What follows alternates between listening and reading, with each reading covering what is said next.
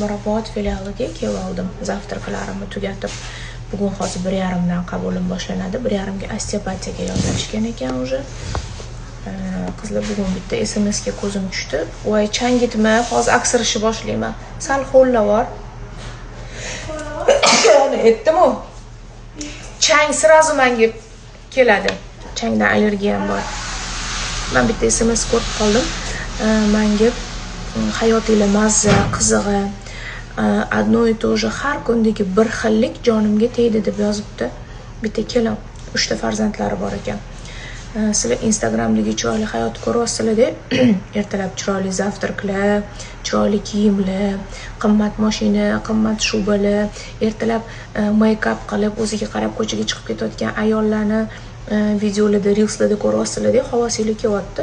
Lekin uni ortida biz ham sizlardek o'tirgan